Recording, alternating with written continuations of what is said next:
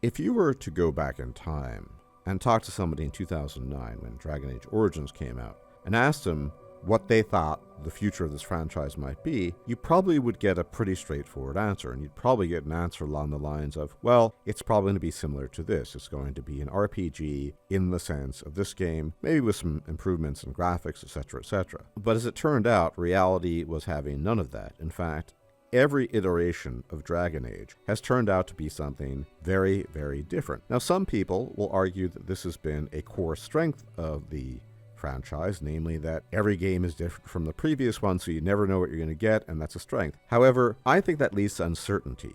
I think that is a big problem. And I want to talk about that in a bit, but what I want to address right now is this issue of these leaks that came out over the past month or so. And it's not very promising. Sure, we don't know when this was taken, this footage, as well as the images.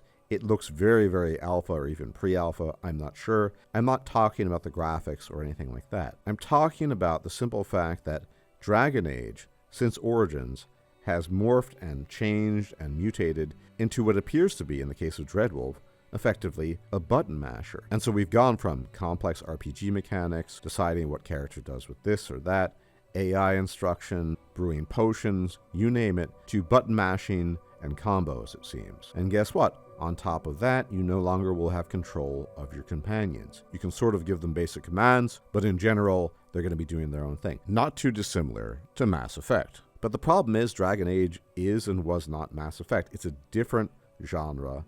It's a different setting. But what happens when you jump from one type of a game to another type, and then finally to yet another type? Well, the people who are looking forward to the game, the fans, if you will, become very confused.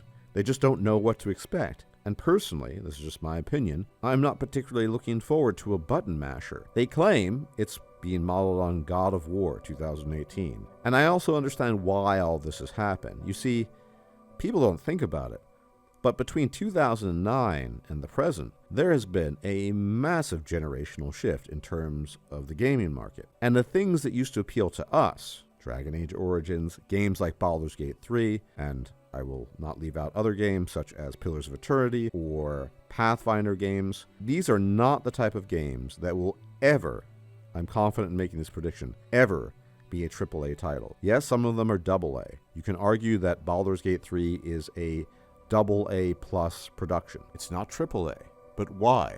Because the vast majority of people aren't interested in the complexities of the types of mechanics that are involved in such games, proper RPGs. And more to the point, the younger generation has even less interest in that. And so if you wish to cater to a new and emergent market of younger people, you are almost certainly going to jettison those old mechanics, which a lot of us nostalgically look back on with fondness, and say, well, it's not worth it anymore. And for those of us who nostalgically look back upon it in a good way, we think, oh, what a shame. So the problem with Dragon Age, since basically Dragon Age 2, is that it has no core identity, really.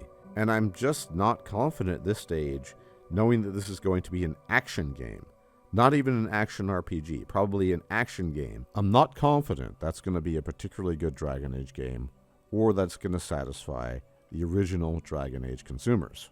Maybe it'll take us all by surprise and it'll be something new, but these leaks are not very promising, and I'm not talking about the graphics. I'm talking about the things I've mentioned.